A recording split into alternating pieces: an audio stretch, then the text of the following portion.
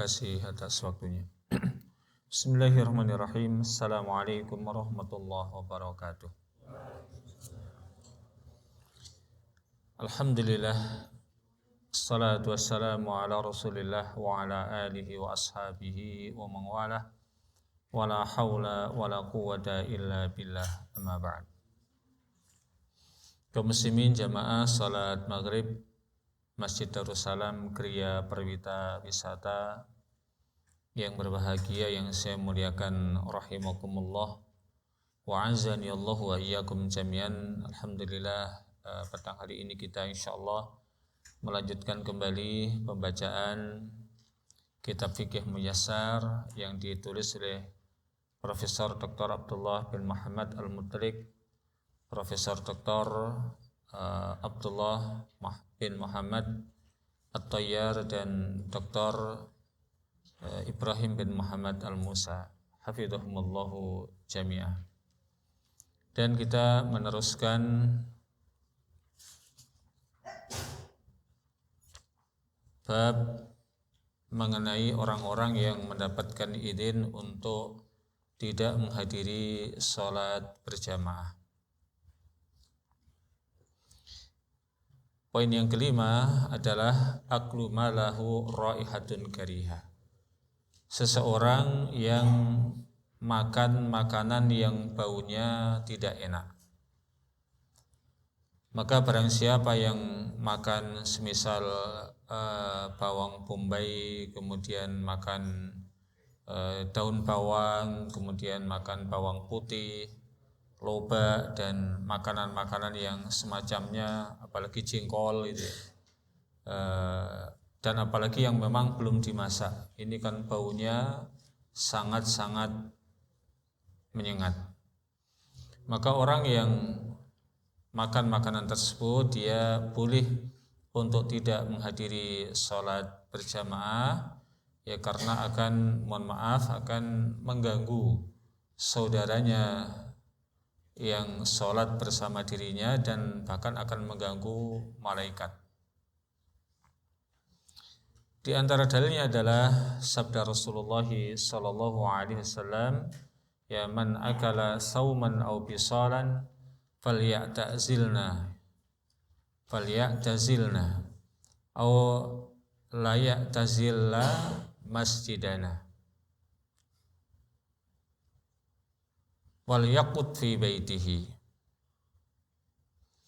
Barang siapa yang makan bawang ataupun makan daunnya, maka hendaklah dia memisahkan diri, ya mengasingkan, menjauhkan dirinya dari kami, ataupun menjauhkan dirinya dari masjid-masjid kami.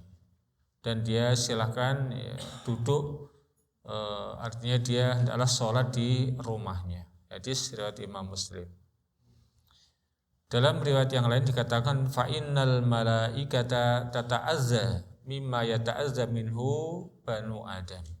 Maka sesungguhnya para malaikat akan tersakiti dengan sesuatu yang manusia itu tersakiti. Ya, tentu bau-bau sebagaimana yang muncul dari makanan-makanan tersebut ini akan menyiksa, ya, akan menyakiti, akan tidak menyenangkan ya saudaranya. Maka barang siapa yang makan makanan tersebut, ya hendaklah dia sholat di rumahnya masing-masing. Namun ini adalah bagi orang-orang yang makannya itu makan tidak disengaja dalam rangka supaya mendapatkan rukhsah, mendapatkan keringanan untuk tidak sholat berjamaah. Kalau orang yang dia sengaja makan makanan tersebut ya supaya tidak terpanggil untuk melakukan sholat berjamaah, maka sebagian para ulama mengatakan apa yang dilakukan itu merupakan perkara yang diharamkan. Jadi sengaja supaya tidak sholat berjamaah. Adapun orang yang memang suka makan itu dan tidak direncanakan, ya tiba-tiba makan dan baunya belum hilang, maka dia boleh kemudian sholat di rumahnya.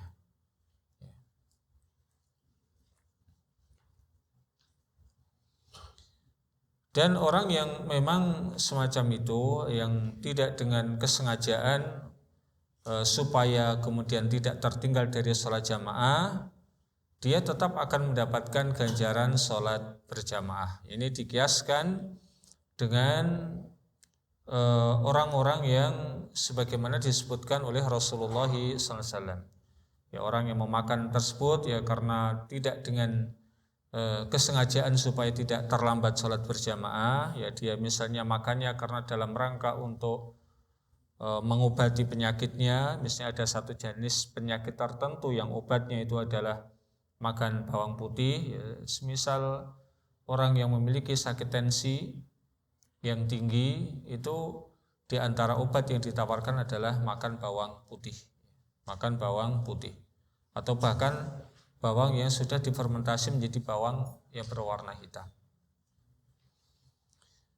Kalau demikian keadaannya, kata Rasulullah, idza maridul abdu aw safara kutiba lahu mislu ma kana ya'malu sahihan muqiman. Ya, apabila salah seorang hamba itu sakit ataupun dia sedang dalam keadaan bepergian, maka akan dicatat untuk dirinya sebagaimana apa yang dia lakukan pada saat dia dalam keadaan sehat dan dia dalam keadaan mukim. Ya. Seorang hamba yang sedang sakit ataupun sedang bersafar, yang artinya dengan dua hal tersebut dia terhalang melakukan berbagai macam amal-amal yang biasa dia lakukan, maka dia oleh Allah Subhanahu wa taala akan dicatat melakukan perbuatan-perbuatan yang biasa dia lakukan ketika dalam keadaan mukim, ketika dalam keadaan tidak bepergian, dan ketika dalam keadaan sehat. Ya, hadis riwayat Imam Al-Bukhari. Ada pertanyaan, hal yulhaqu biman ya'kulu hadhil asya syaribud dukhan? Apakah kemudian disamakan dengan orang-orang yang makan beberapa jenis makanan yang tadi telah disebutkan, yaitu orang yang merokok, ya, orang yang merokok, ya, minum rokok namun maknanya adalah orang yang merokok. Al-jawabu na'am, jawabnya adalah iya. Ya, orang yang merokok itu disamakan dengan ya orang-orang yang makan makanan tadi yang sudah disebutkan. Dan bahkan mohon maaf ya, orang yang merokok itu biasanya memang dia tidak merasa ya kalau dirinya itu menyiksa saudaranya. Jadi baunya itu betul-betul luar biasa. Ya, bagi orang yang tidak merokok, dia mencium bau dari udara yang keluar dari mulutnya itu sungguh tersiksa. Maka sepantasnya ya orang yang merokok dia kemudian kalau sudah dekat waktu sholat, sedangkan dia itu sholat berjamaah, ya hendaklah jangan kemudian merokok. Syukur-syukur tidak merokok terus. Nah, dan dia bisa kemudian ya jauh-jauh dari waktu sholat, kemudian dia gosok gigi, kemudian kalau perlu hidungnya itu dicuci dulu, ya. Jadi ketika istinsyak nyedot ke air ke hidung itu dengan sungguh-sungguh. Namun hal yang aneh, dewasa ini banyak di antara kaum muslimin itu ketika mereka nunggu waktu sholat, ya duduk-duduk antara maghrib dan isya justru malah dipakai untuk merokok. Nah, ini ya kalau kita alhamdulillah duduknya untuk ngaji gitu ya, jadi tambah ilmu. Kalau duduknya untuk ngerokok tambah racun kan.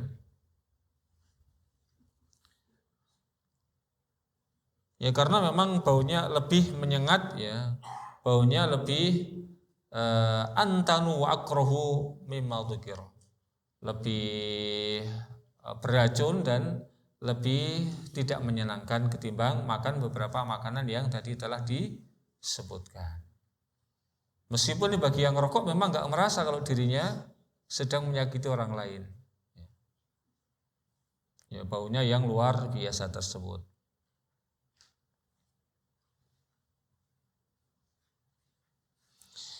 Kemudian yang keenam, ayyakuna ala safarin wa yakhafu fawatir rafaqah.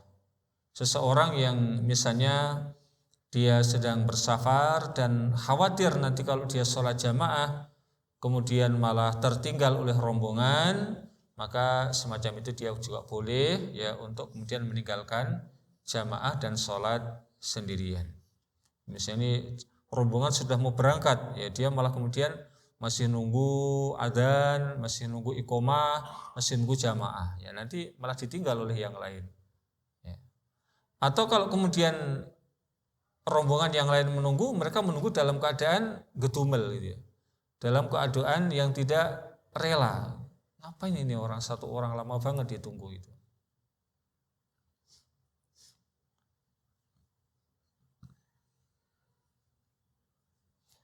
Nah, seseorang yang kemudian dia menjadikan sebab orang lain susah semacam itu, ya tidak salahnya kemudian melakukan. Jadi antara bentuk alasannya kata mereka yaitu fawatul maksud minar rafaqah idza intadharas shalah ma'al jamaah. Ya dia akan kemudian terlepas dari maksud berombongan apabila dia kemudian menunggu datangnya sholat berjamaah. Yang kedua, kemudian hati pun akan sibuk memikirkan, wah jangan-jangan saya sudah ditinggal, jangan-jangan saya sudah ditinggal. Kemudian yang ketujuh, di antara perkara yang memperbolehkan seseorang untuk tidak sholat berjamaah adalah ghalabatun naum, yaitu sangat kantuk ini, sangat kantuk, terdominasi oleh rasa kantuk dan tidak tertahan kantuknya. Nah, orang yang semacam ini maka diperbolehkan untuk tidak menghadiri sholat berjamaah. Rasulullah sallallahu alaihi wasallam bersabda, "Laisa fin naumi tafritun, innamat tafritu ala man lam yusalli as-salata hatta yaji'a waqtas sholatil ukhra."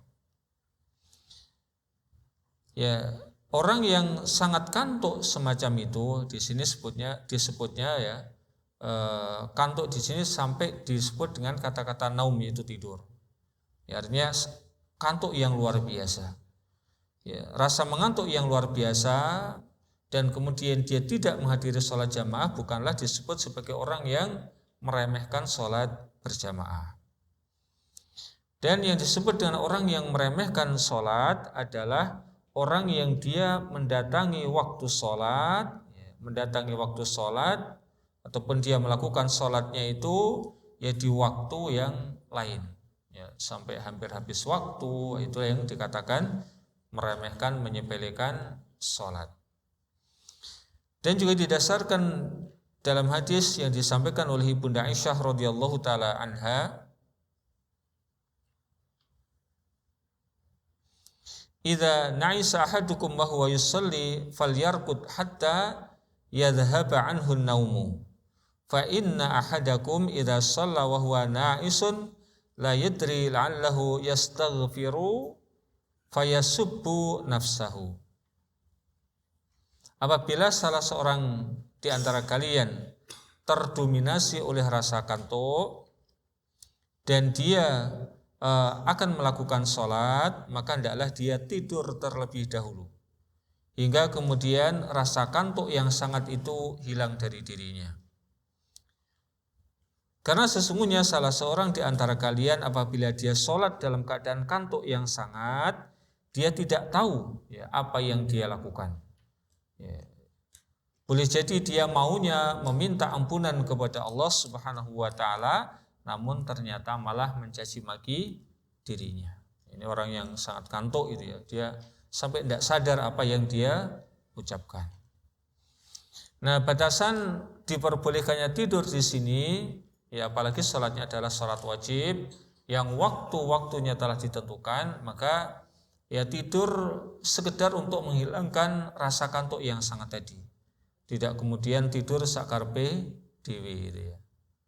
Jadi kan kita ini kan bisa sebetulnya kalau memang sangat kantuk itu tidur, dibikin tidurnya itu tidak tidur yang akan menjadikan seseorang tidurnya ngelantur. Misalnya dia tidur dengan posisi tertentu yang setelah hilang rasa kantuknya sangat dia akan terbangun. Ya, apalagi sekarang mudah untuk kemudian nyetel alarm gitu ya. Sekian menit kemudian alarm akan bunyi dan dia akan terbangun. Dan apalagi ini orang yang sedang misalnya memiliki kewajiban nyetir kendaraan gitu ya, nyetir kendaraan. Apalagi muatannya banyak orang. Jangan sampai kemudian ngantuknya yang tidak tertahan itu dipaksakan. Ya, ini diantara penyebab kecelakaan itu adalah orang yang terlalu kantuk dan dipaksakan. Ini sangat bahaya, yang membahayakan nyawa orang lain. Kemudian yang terakhir terkait dengan bab ini adalah tatwilul imam bis shalah, ya imam memperpanjang sholatnya. Apabila imam memperpanjang sholatnya, maka bagi makmum tertentu yang dia memang memiliki kebutuhan yang sangat mendesak untuk segera dilakukan, maka dia boleh kemudian meninggalkan jamaah. Ya, dia boleh meninggalkan jamaah. Dan dia kemudian sholat sendirian. Nah, kemudian apa standar imam itu dikatakan sebagai memperpanjang bacaan sholat? Standarnya adalah melebihi apa yang dicontohkan oleh baginda Nabi alaihi salatu wassalam. Ya, beliau di dalam sholat-sholat fardu itu yang beliau baca panjang-panjangnya di dalam satu rakaat itu paling 1,5 lembar ataupun 2 lembar. Ini lengkapnya bisa dilihat di kitab Sifat Sholat Nabi yang ditulis oleh Syekh Nasiruddin Al-Albani. Di sana diberikan contoh mulai dari sholat zuhur sampai sholat subuh, ya apa yang biasa dibaca oleh Rasulullah. Adapun kalau kemudian melebihi dari apa yang dicontohkan oleh Rasulullah itu disebut dengan melebihi batas yang wajar. Dan di masa Rasulullah ada salah seorang sahabat namanya Mu'ad bin Jabal. Ya, beliau memiliki kebiasaan kalau sholat isya itu bersama Rasulullah di Madinah. Kemudian dia pulang untuk ngimami kaumnya. Maka satu di antara sholat ini, ya satunya dijadikan sebagai sholat wajib, satunya dijadikan sebagai sholat sunnah sebagaimana ya di bab-bab kemarin yang telah kita bahas. Ya, maka boleh. Nah, kebiasaan Mu'ad bin Jabal ini kalau ngimami panjangnya luar biasa. Ya, panjangnya luar biasa, bisa sampai setengah juz itu satu rakaatnya. Hingga pernah kemudian ada salah seorang makmum yang dia keluar dari jamaah. Kemudian yang lain mengatakan, "Oh, dia itu orang munafik dia." Ya, dia itu adalah orang munafik. Nah, kemudian orang yang keluar ini akhirnya dia mendengar ya kasak kusuk, bisik-bisik yang menyebutkan, yang menuduh dirinya adalah orang munafik. Dia tidak terima. Maka akhirnya dia pun melapor kepada Rasulullah sallallahu alaihi wasallam. Dan Rasulullah tidak menerima mentah-mentah laporan beliau ini, dan kemudian Mu'ad bin Jabal dipanggil. Wahai Mu'ad, apakah benar apa yang dikatakan si fulan ini? Maka kemudian Mu'ad mengatakan, iya, benar. Maka Rasul mengatakan, afattanun anta. Wahai Mu'ad, apakah Anda ingin menjadikan tukang fitnah ya di tengah-tengah kaum muslimin? Kemudian di dalam hadis yang lain riwayat Al-Imam Al-Bukhari ya, disebutkan inna minkum munaffirina, di antara kalian ada yang menjadikan orang lain itu lari. Fa iyyakum ma shalla binas falyatajawwaz. Maka fa ayyukum ma shalla binas falyatajawwaz. Hendaklah ya salah seorang di antara kalian ketika ya sholat di tengah-tengah manusia itu ya yang sedang-sedang saja, yang wajar-wajar saja. Ya, jangan yang terlalu panjang. Kemudian di dalam redaksi yang lain disebutkan, adapun kalau Anda sholat untuk diri Anda sendiri, maka silahkan falyutil, silahkan diperpanjang.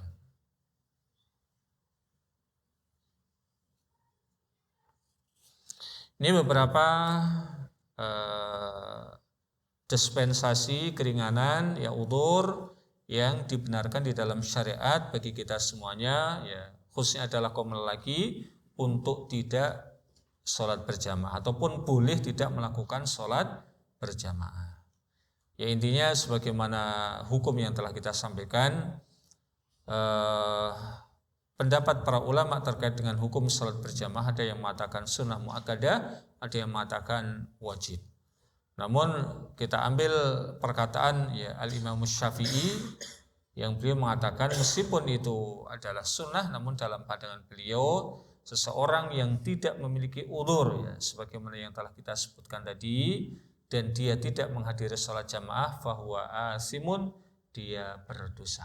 Ini kata Al-Imam Syafi'i. Maka kita intinya jangan meremehkan untuk tertinggal dari sholat berjamaah. Dan juga apa yang disampaikan oleh Ibnu Mas'ud radhiyallahu taala anhu, ya beliau mengatakan barang siapa yang sangat ingin bertemu dengan Allah Subhanahu wa taala dalam keadaan sebagai seorang muslim, ya maka hendaklah dia mendatangi sholat, melakukan sholat sesuai dengan yang diinginkan, sesuai dengan yang ditetapkan, tidak menyia-nyiakan ya sholat tersebut. Dan beliau kemudian menyebutkan karena sesungguhnya ya Allah Subhanahu wa taala itu mensyariatkan kepada para nabi ya sunanal huda, ya sunnah-sunnah yang merupakan petunjuk. Dan sesungguhnya Allah Subhanahu wa taala memberikan ya sunnah-sunnah petunjuk ini juga kepada baginda Nabi alaihi salatu wassalam.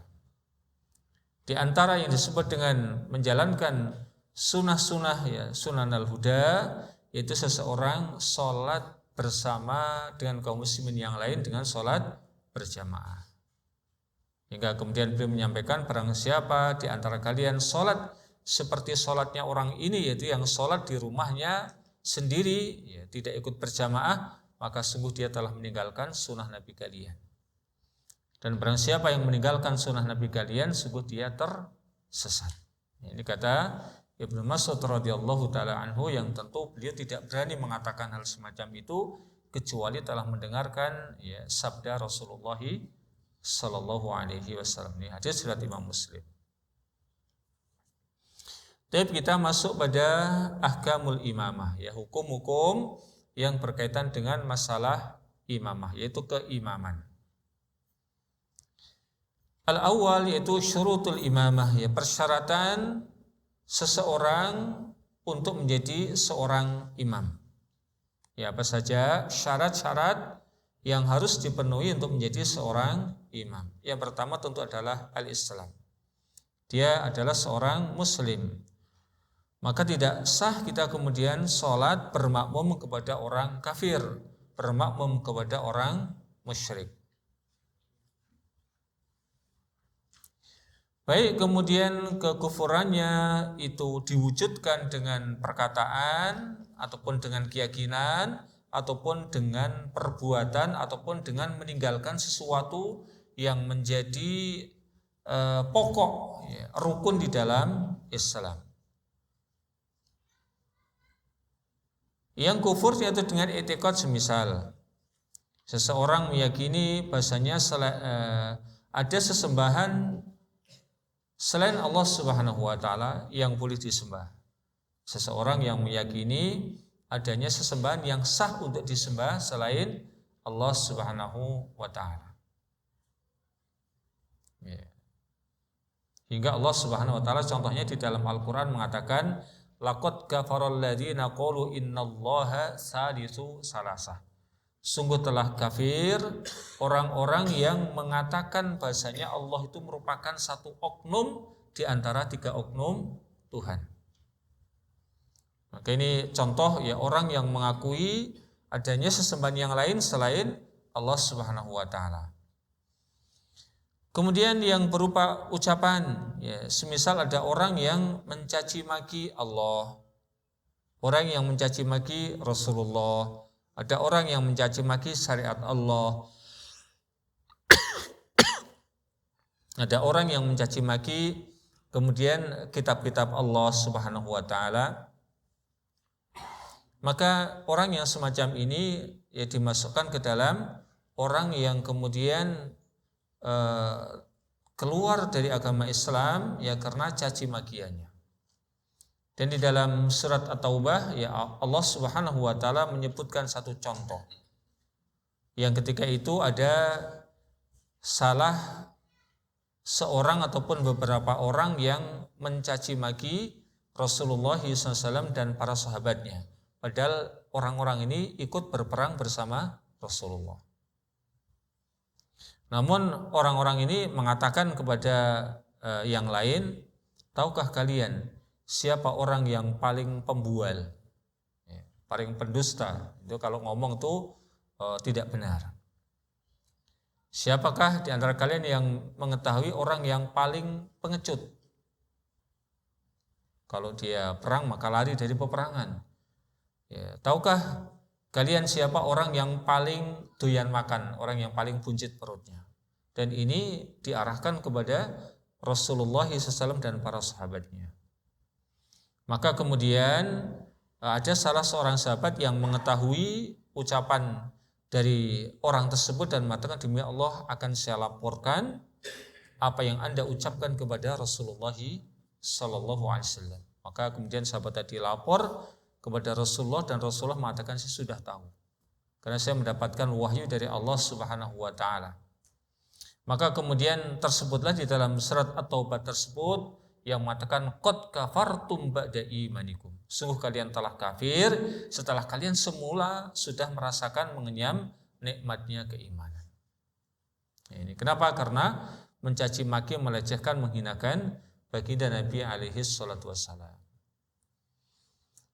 Contoh yang berupa perbuatan, ya ketika seseorang sujud namun sujudnya kepada selain Allah Subhanahu wa taala. Ya dia sujud kepada dewa tertentu, apalagi sujud kepada hanya berupa patung, ya dia sujud kepada jin penunggu tempat tertentu, maka ini seseorang yang keluar dari agama Islam karena perbuatannya. Dan di syariat Rasulullah SAW maka tidak diperbolehkan seseorang sujud kepada orang lain. Berbeda dengan syariat di zaman terdahulu. Di zamannya Nabi Adam maka orang lain itu boleh, ya, seseorang boleh sujud kepada orang lain dalam rangka untuk menghormati itu boleh. Ya, contohnya ketika Allah Subhanahu wa taala memerintahkan kepada para malaikat, wa idz qulna lil malaikati isjudu li Adam fasajadu illa iblis aba wastakbara wa kana minal kafirin. Dan ingatlah tatkala kami perintahkan kepada para malaikat untuk sujud kepada Adam, maka mereka semuanya sujud kecuali iblis yang mereka tidak mau sujud. Mereka termasuk ke dalam golongan orang-orang kafir karena mereka enggan dan menyombongkan diri tidak mau sujud kepada Nabi Adam. Adapun syariat yang dibawa oleh baginda Nabi Muhammad SAW, maka seseorang tidak boleh sujud kepada orang lain. Hingga beliau mengatakan, lau kuntu amiran ayasjudu rajulan li rajulin la amartul mar'ata an tasjudna li zawjiha. Seandainya aku diperbolehkan untuk memerintah seseorang itu sujud kepada orang lain, tentu yang akan aku perintah pertama kali adalah seorang istri sujud kepada suaminya. Namun tidak diperbolehkan seorang sujud kepada orang lain.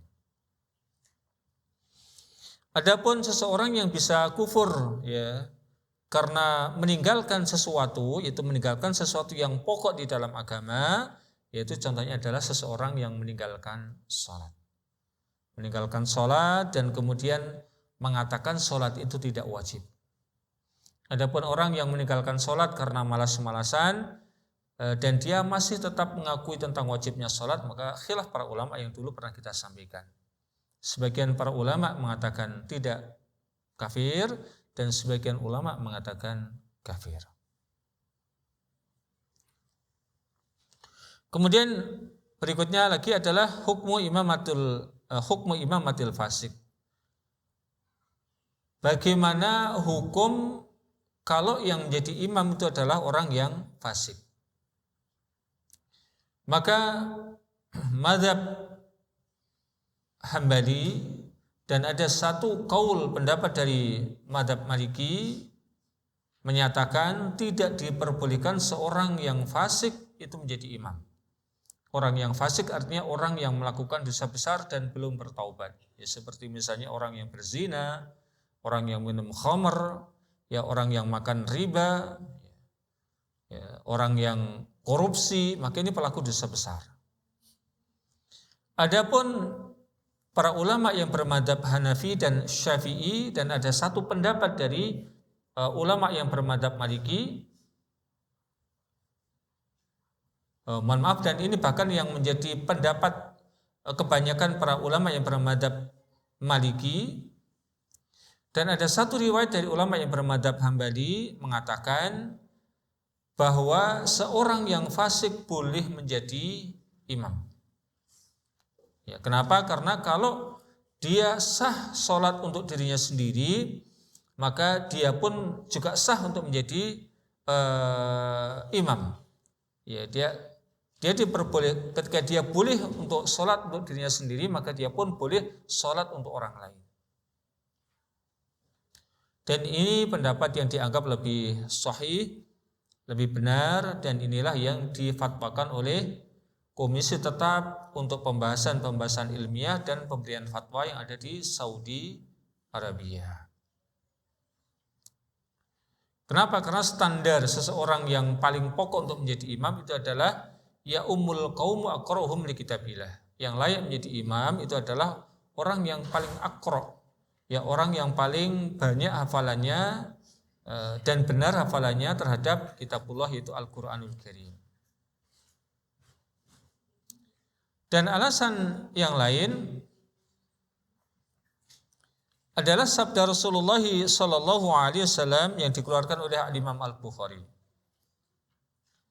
Yusalluna lakum fa in asabu falakum wa in akhtau falakum wa alaihim. Mereka orang-orang yang fasik itu salat untuk kalian. Maka jika salatnya itu sesuai dengan yang disyariatkan, maka kalian mendapatkan bagian kebaikannya. Namun kalau mereka sholatnya salah, maka kalian tetap mendapatkan kebaikannya dan dosanya untuk mereka. Kemudian alasan yang lain lagi, bahasanya para sahabat ridwanullah alaihim ajmain, mereka sholat di belakang Hajjaj bin Yusuf. Hajjaj bin Yusuf ini seseorang yang diketahui, ya seorang yang diketahui tentang kekejamannya. Dia ini khalifah yang sangat kejam, yang banyak membunuh kaum muslimin. Namun dia muslim. Dan para sahabat yang ketika itu masih hidup, mereka tetap sholat di belakang Hajjaj bin Yusuf. Seandainya sholat di belakang orang yang fasik, ya dia membunuh banyak kaum muslimin, itu tidak diperbolehkan, tentu banyak para sahabat ketika itu akan mengingkarinya. Namun mereka tidak mengingkarinya. Ya, kemudian tadi yang sudah kita singgung, wali anna kulla man sahhat salatuhu li nafsi sahhat salatuhu li ghairi. Maka setiap orang yang dia salatnya itu sah untuk dirinya sendiri, maka juga dia salatnya sah untuk orang lain.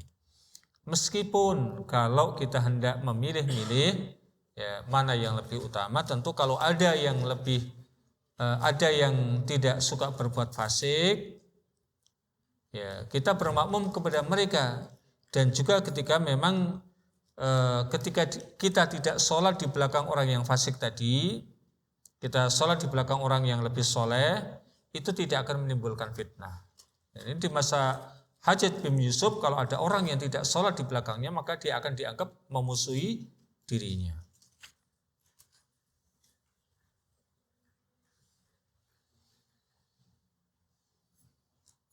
Kemudian yang kedua, syarat untuk menjadi imam adalah al-aql, yaitu seorang yang berakal. Maka orang yang nun sewu, yang gila ataupun setengah gila, ataupun orang yang sedang dalam keadaan misalnya terdominasi oleh alkohol, ya mabuk, maka tidak boleh untuk memimpin sholat. Dan ini sesuatu yang sama-sama disepakati oleh para ulama. Adapun orang yang kadang waras, kadang tidak waras, ya, maka dalam hal ini sebagian para ulama berbeda pendapat. Namun lebih lebih layak kalau memang ada ya orang yang semacam itu tidak diangkat menjadi imam. Baik, kita dengarkan terlebih dahulu ya adzan salat Isya. Wassallallahu wasallam ala nabiyana Muhammad wa ala alihi washabbihi. Kita lanjutkan sedikit lagi. Syarat yang ketiga adalah baligh. Mayoritas para ulama dari mazhab Hanafi, Hambali dan Maliki berpendapat seseorang yang belum baligh maka tidak boleh diangkat menjadi imam. Ya, kecuali ya untuk salat-salat nafilah semacam salat tarawih misalnya, maka ini mazhab Maliki dan Hambali memperbolehkan. Namun kalau mazhab Hanafi secara mutlak tidak memperbolehkan. Yang kedua, adapun mazhab Syafi'i yang ini berbeda dengan ketiga mazhab yang lain, maka mereka memperbolehkan seseorang yang belum baligh dengan catatan dia sudah tamyiz. Ya, sudah tamyiz, dia sudah mengerti tentang baik buruk, bahkan dia juga sudah mengerti tentang apa yang harus dilakukan di dalam salatnya. Maka kalau ada anak yang semacam itu, dia boleh untuk diangkat menjadi imam. Hal ini sesuai dengan hadis yang sahih yang dikeluarkan oleh Al-Imam Al-Bukhari di dalam kitab sahih beliau. Itu dari Amr bin Salamah Al-Jurmi, dia pernah mengimami orang-orang tua di belakangnya. Jadi ketika terjadi Fathu Mekah, maka ketika itu di antara kaum muslimin saling dorong-mendorong ya untuk menjadi imam. Dan tidak ada yang berani. Dan akhirnya Amr bin Salamah Al-Jurmi ini didorong untuk maju menjadi imam, sementara yang di belakangnya orang-orang yang sudah senior. Dan ini adalah hadis yang sahih. Dan beliau ketika itu kata beliau sendiri, bahwa Ibnu Sittin atau sab'i sinina. Ketika itu dia baru berumur sekitar 6 atau 7 tahun. Yang ngimami orang-orang sepuh. Kenapa? Karena beliau adalah anak yang paling qurra, anak yang paling banyak hafalannya terhadap Al-Qur'an. Maka pendapat yang sahih adalah pendapat yang kedua ini, yaitu diperbolehkannya seorang yang belum baligh untuk menjadi imam dengan catatan dia tamyiz dan mengerti tentang hukum-hukum yang berkaitan dengan masalah sholat. Dan ini juga yang dipilih oleh Al-Lajnah Ad-Daimah lil Buhuthil Ilmiyah fi Saudiyah. Yang keempat adalah al-dzukurah, yang menjadi imam untuk kaum muslimin untuk ngimami laki-laki dan perempuan, maka dia harus orang laki-laki. Dan ini sepakat para ulama. Ya, sepakat para ulama. Meskipun kita pernah mendengar di kelompok Zaitun yang di mana? Di Jawa Barat itu ya perempuan enggak apa-apa jadi imamnya para laki. Namun para ulama ya telah sepakat bahwa termasuk ini ulama yang 4 ya, sepakat tidak boleh perempuan menjadi imamnya bagi lelaki. Rasulullah SAW bersabda, la yufliha qaumun wallau amrahum imra'atan. Tidak akan pernah beruntung satu kaum yang menyerahkan perkaranya kepada seorang perempuan.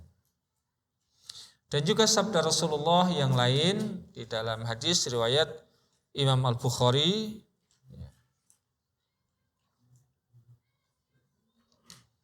khairus sufufin nisa'i akhiruha. Sebaik-baik safnya para perempuan itu adalah yang paling belakang. Yang paling belakang. Nah, ketika dia ditempatkan di depan, maka otomatis dia malah safnya terdepan. Dan sebaik-baik saf lelaki itu adalah yang paling depan. Dan juga pastinya ketika yang menjadi imam itu adalah perempuan, ini akan menjadi fitnah, ya, menjadi sumber fitnah di tengah-tengah para lelaki. Bagaimana kemudian kalau yang menjadi imam itu bencong? Sepakat pula kaum muslimin ya tidak memperbolehkan bencong untuk menjadi imam. Ya, sekarang ini zamannya zaman rodo-rodo gimana gitu ya. Malah sengaja ini para penceramah yang bencong itu kayaknya dinaik-naikkan gitu ya, disanjung-sanjung. Nah, ini menyelisihi ya, para ulama. Namun kalau mereka ngimami untuk para perempuan, ya baik yang perempuan itu sendiri ataupun bincong ini boleh mengimami perempuan. Ya al-khunsa itu adalah seseorang yang tidak diketahui apakah dia itu laki-laki ataupun perempuan. Tapi kalau bincong berarti dia laki-laki ya sebenarnya. Dia laki-laki. Cuman dalam hal ini ya karena dia menyerupai perempuan ya seperti perempuan ya layaknya kita jangan kemudian mengapkan dia untuk menjadi imam. Kemudian yang kelima, al-qudrah ala nutqi bil qiraah. Dia memiliki kemampuan untuk membaca ayat Al-Qur'an. Ya, ini sudah barang tentu. Kenapa? Karena di dalam sholat itu ada bacaan yang wajib untuk dibaca, tidak boleh tidak, yaitu bacaan Ummul Kitab, yaitu Al-Fatihah. Dan juga bacaan-bacaan yang lain yang merupakan kewajiban. Yang keenam, as-salamatu minal a'dar. Ya selamat sehat dari berbagai macam ulur. Dalam hal ini terjadi silang pendapat di kalangan para ulama mazhab Hanafi dan Hambali, dan ada satu riwayat dari Imam Syafi'i dari mazhab Syafi'i bahwasanya dipersyaratkan orang yang akan menjadi imam itu adalah seseorang yang selamat dari berbagai macam ulur. Selamat dari berbagai macam penyakit, ya seperti penyakit nun sewu, ya beser itu gampang kencing gitu, ataupun penyakit ngentutan, ya jadi banyak kentut, maka mereka tidak boleh menjadi imam. Ini menurut pendapat Hanafi, Hambali, dan ada satu riwayat dari dari ulama yang bermadzhab Syafi'i. Adapun para ulama yang bermadzhab Maliki tidak mempersyaratkan ya seseorang yang menjadi imam itu harus orang yang selamat dari berbagai macam penyakit tadi ataupun udzur itu yang berupa nun sewu, ngentutan ataupun beser. Kenapa? Dengan alasan kalau itu dimaafkan, hal itu dimaafkan untuk dirinya, kenapa juga dirinya tidak dimaafkan ketika ngimami orang lain. Namun kata beliau, ya kata para penulis, ya di antara dua pendapat ini yang lebih kuat adalah pendapat yang kedua, itu pendapat para ulama yang bermadzhab Maliki. Kalau dirinya itu sah sholat untuk dirinya sendiri, ya maka dirinya juga sah ketika menjadi imam untuk orang lain. Dengan catatan ketika dia sedang imami ya tidak kemudian batal sholatnya. Ya dia mendapatkan udhurnya, dalam hal ini dia boleh menahan. Ya boleh menahan ataupun dia menahannya itu di saat yang memang tidak sangat-sangat di dalam merasakan mau kencingnya ataupun mau kentutnya. Jadi dia masih bisa menahan dan tidak hilang fokus di dalam sholatnya. Kalau kemudian sudah sampai hilang fokus karena nahan kentut ataupun nahan kencingnya, maka tidak diperbolehkan. Kemudian yang terakhir terkait dengan persyaratan untuk menjadi imam, yaitu niat menjadi imam. Ya niat menjadi imam. Dan ini merupakan pendapat Hambali, ya bahasanya niat menjadi imam ini harus dilakukan oleh seseorang yang hendak menjadi imam. Adapun para ulama yang bermadzhab Maliki dan Syafi'i, mereka tidak mempersyaratkan seorang yang menjadi imam itu harus niat jadi imam. Ya, namun itu hanya sifatnya adalah sunnah ya. Sifatnya hanyalah sunnah. Namun mereka memperkecualikan ya para ulama yang bermadzhab Maliki dan Syafi'i memperkecualikan kecuali kalau di sholat Jum'ah dan sholat yang memang berulang, itu seperti sholat wajib ataupun sholat yang dinadarkan, ya, sholat nadar, maka dia tidak boleh.